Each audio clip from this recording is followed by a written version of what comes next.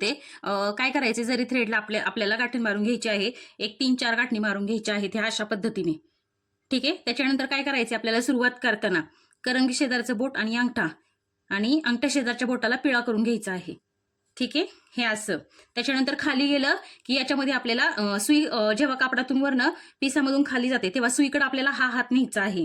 ठीक आहे. हा अशा पद्धतीने सुई ते गुतली की हा हात सोडून द्यायचा. त्याच्यानंतर आपले टाके चालू होतात. चेन स्टिच पहिला टाका दिसतंय तुम्हाला. आता मी तुम्हाला लांब लांब टाके टाकून दाखवणार आहे, जेणेकरून तुमच्या लक्षात येईल. खाली गेल्यावर फक्त सुईला लॉक करायचा आहे. सुईला गोल धागा गुंडाळायचा नाही. फक्त ज्या साईडला तुलिपच्या साईडला सुईला टोक आहे तिथे फक्त खाली गेल्यावर धागा अडकवायचा आहे.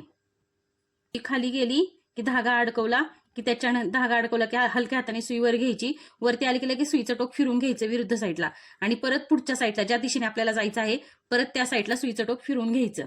दिसतंय तुम्हाला. खाली धागा ओढून घ्यायचा आणि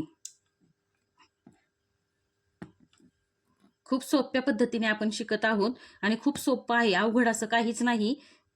जर मनात तुमच्या इच्छा असेल तर तुम्ही हे सगळं करू शकता. फक्त मनापासून करण्याची तयारी ठेवा की हा आम्हाला हे शिकायचं आहे, आम्हाला हे करायचं आहे. तुझ्या